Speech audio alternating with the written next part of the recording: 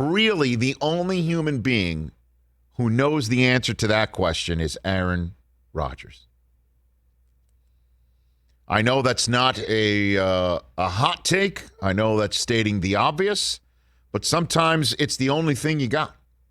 Because I'm not going to sit here and put him on blast. You know my statements on this show if you've been watching us or listening to us.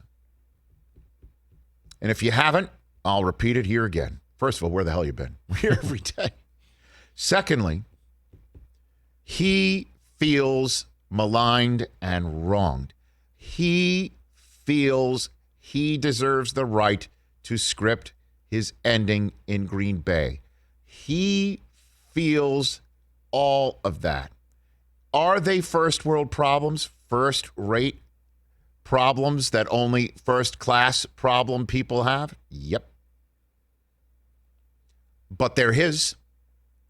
And he put all the time in. All the time in. And we established this after Jordan Love got drafted. And he said it's not about the draft pick or the kid. It is about the draft pick. It might not be about the kid, with whom Aaron Jones told us on this show he has a very good relationship because he's even seen that. He's even seen Rodgers take the time to coach him up, which I don't believe happened very much when he was in the role of Love and Favre was in the role of him back in the old day. And as we have since established, too, because nobody else has been talking about it, as far as I can tell. And you forget about what led up to Love being drafted. And that's Rodgers changing his spots in a way that he supposedly wasn't able to after he and McCarthy had loggerheads and a new coach is coming in. And how's this young guy going to be able to gain the respect of Aaron Rodgers so a quarterback-coach relationship can be forged, even in the traditional sense where quarterback trusts coach, GOAT quarterback relinquishes some form of control at the line of scrimmage to said coach and runs said play from said coach in a manner that we were hearing Rodgers was no longer apt to do with Mike McCarthy. Rodgers did that to the tune of 13-3, taking the Packers to an NFC championship game in which he wasn't the main problem. The defense couldn't stop the 49ers run game. And in the first round of that year, the Packers do not go in the direction to try and shore that part of the team up. They look over the steering wheel for some reason at Rodgers' position. And here we are. Aaron doesn't show up for work today. It's a $30,000 fine of some sort? That's it. Okay. Very good. 90 total if he misses the whole week. He's going to miss the whole week. If he doesn't show up today, he's not showing up. And, he'll have to do whatever repairs he feels the need to do, or he's already laid the groundwork with his teammates. Again, we have no idea. We're all reading into the void here. And the question is what happens next? In Rodgers' mind, you know what doesn't matter right now? What happens next? In my mind, all he's doing is turning up the heat on the guy who didn't call him to say, we're drafting somebody at your position after you went 13-3 and Raheem Mostert kept hitting his head on the Santa Clara 49ers goalpost. In the NFC Championship game, you were a primary reason to get us to. That's what he's doing. And then whatever else he thought about Gutekunst, whether it's true or not that he's referring to him as Crumbs, Jerry Krause, and he's the Jordan in The Last Dance, and he's telling other players on the field, hey, how'd you like to team up somewhere else? Maybe that's true. Maybe it's not. Maybe it was him being totally facetious and sarcastic, which might, based on our experience with him on this show, sounds like him. Maybe he was doing all that. But the Packers have a missing quarterback. We'll hear about it. Matt LaFleur speaks today, and he will probably, and rightfully, certainly after he has spent several of his previous media availabilities saying things like, no update for you there, love to have him.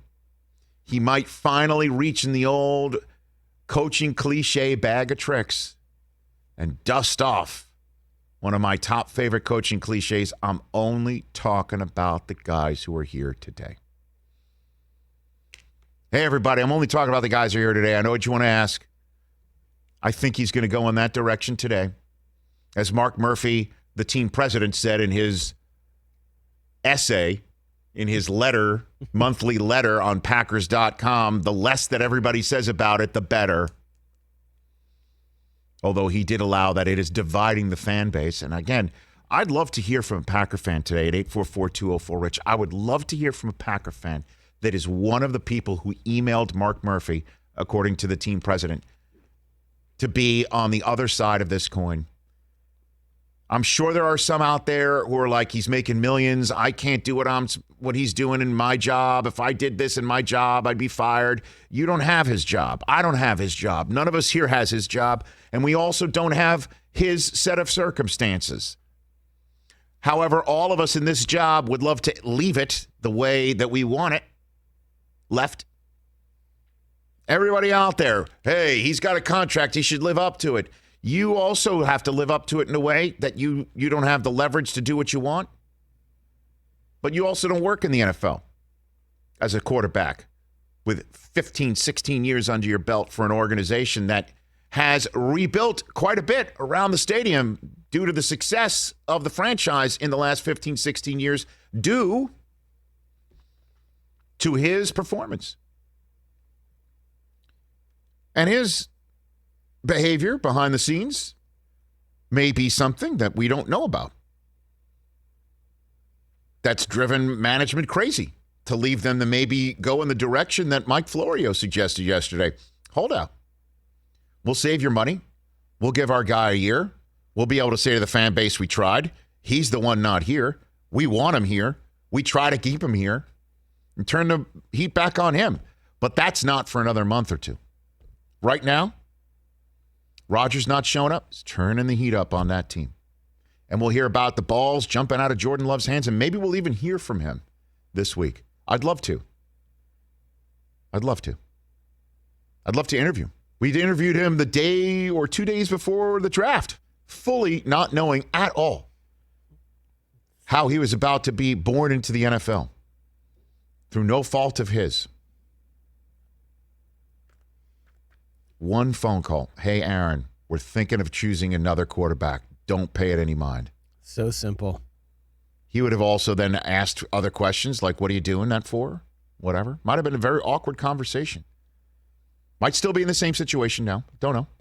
Because when you're drafting a quarterback in the first round, moving up to get him, as I've mentioned, I'll say it here again, in the 21st century, under the current construct in the NFL, it is a financial decision that requires the player that you're drafting in the first round to get on the field fast, sooner rather than later. The clock ticks when you already do that in the first round because of the financial construct of a contract that requires you to, after year 3, decide, do you pay a monster year 5? We might be in a different spot right now. But Aaron Rodgers is holding out.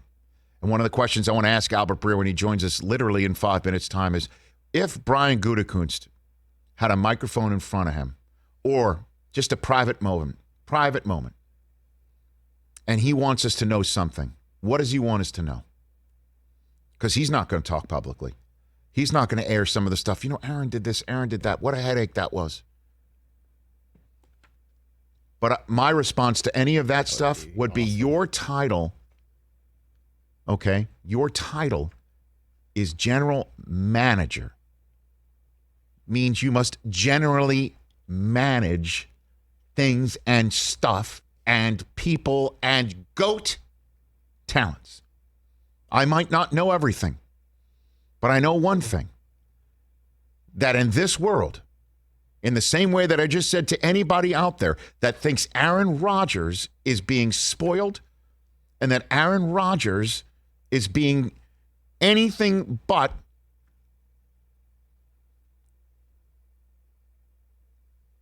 handling this situation in a manner that you wouldn't. I say to you, you would do the same thing he's doing.